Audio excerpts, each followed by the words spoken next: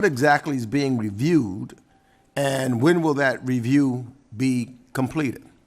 The exchange during the March House Foreign Affairs Committee hearing between Gregory Meeks and State Department official Sarah McKemey highlights a deeper conversation about diversity, access, and the future of American diplomacy. Make sure you listen till the end, otherwise, you might miss it when it cuts off.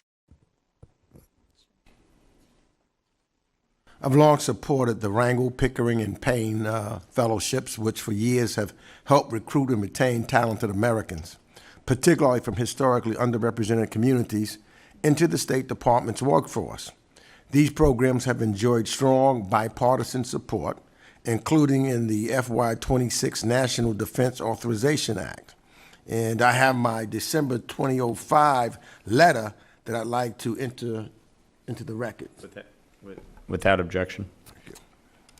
Now, I got to tell you, I'm deeply concerned by the department's recent handling of these fellowships. The department dismissed the staff who administered these programs and required fellows to retake the Foreign Service Officers tests despite them already passing it, and altered the terms of the contracts that had already been offered to the participants. So, Ms. McKemey, I understand the department is now, I guess, reviewing the future of these fellowships. Now, you know that these fellowships were created and established in law, correct? This is law that we have, these established. So what exactly is being reviewed, and when will that review be completed? Thank you, Ranking Member, for your question. We have been reviewing the pipelines, but the department intends to uphold all of our contractual obligations and bring in all the fellows that are currently in the pipeline. Okay. So, and for fiscal year 26, the NDAA, so you're saying you will commit also to fully implement those fellowship programs as mandated also? Yes, sir. We are looking at all of the fellowships that we are mandatorily required, and we will continue to onboard them through the pipeline. All right. So what's the timeline for them to be into the foreign service classes that they have been accepted into, you know? I can tell you that we had approximately 30 onboarded in the September and January class. We're expecting, I think, over 25 coming up in our April class, and we will continue to incorporate them in the future orientation classes. And now, as I stated earlier, they had passed the test previously. Do they have to retake the test? Yes, everyone that is on our register retook the revised Foreign Service Officer test, and the intent was to assess everyone by the same instrument as they were ranked on the register.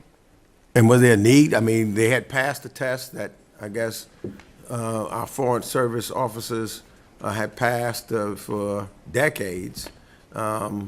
So what was the reason why they had to be retested when they had passed and qualified? I don't really understand that one. As we were introducing the new test and bringing in people on the register who had scores from that new test, we wanted to create a balance and assess everyone on the register using the same metric, so we had everyone retake the new test. And so,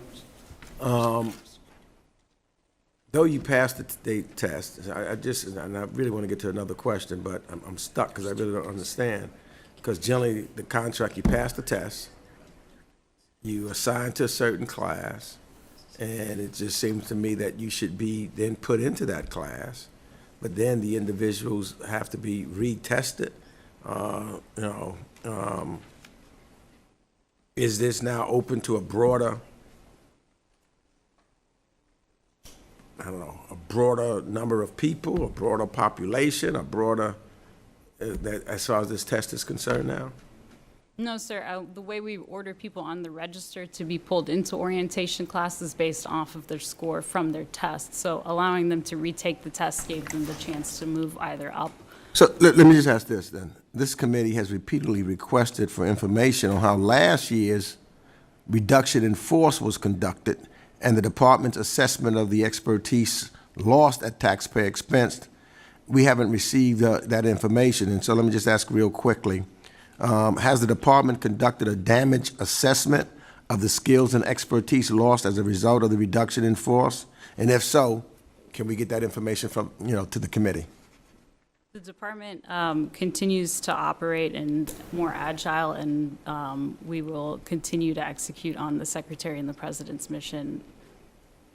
So have that assessment, are you going to do an assessment? The reorganization is still ongoing, and I think we're still pending. If there's information specifically that you're looking for, I'm happy to take that back. Okay, because I am, and I know I'm out of time, but because what I am interested in is, for example, I know that there are, people who were fluent in certain languages, Chinese, Arabic, Farsi, and they were separated during the RIF period. And so I want to know how many fluent speakers of those languages remain in the department today. So if you can get me that information, that would be really important. And professional proficiency in critical languages are really important. So I'd love to have that information. Okay. Thank you. Thank you to the ranking member. I now recognize for 5 minutes the acting ranking member. At the center of the discussion were three key fellowship programs: the Rangel Fellowship, Pickering Fellowship, and Payne Fellowship. These initiatives have long served as pipelines for bringing talented individuals from underrepresented backgrounds into the U.S. Foreign Service and international development careers. Representative Meeks' line of questioning wasn't just procedural, it carried a tone of concern about whether these programs are being adequately supported, protected, and prioritized.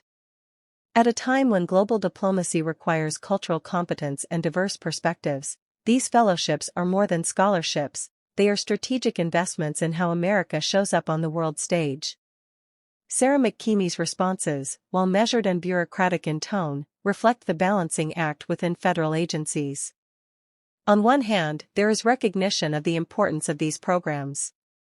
On the other, there are ongoing pressures, budget constraints, policy shifts, and administrative changes that can influence how such initiatives are maintained or expanded. What makes this moment particularly significant is the broader context. Conversations around diversity, equity, and inclusion have become increasingly politicized. Programs like Rangel, Pickering, and Payne are sometimes caught in that crossfire, even though their mission is fundamentally tied to strengthening national security and diplomatic effectiveness. Meeks' questioning underscores a key point: representation in diplomacy isn't symbolic, it's functional. Diplomats who understand different cultures, languages, and lived experiences are often better equipped to navigate complex international challenges. These fellowships help ensure that the U.S. diplomatic corps reflects not just the government, but the people it represents. Ultimately, this hearing exchange serves as a reminder that policy decisions about funding and support for these programs have long-term consequences. The individuals who pass through these fellowships today could be tomorrow's ambassadors, negotiators, and global leaders. And so, what might seem like a routine oversight hearing is actually something much bigger, a snapshot of how the United States is shaping the future of its voice in the world. Thanks for watching. Don't forget to subscribe to the channel and turn on notifications so you never miss an update.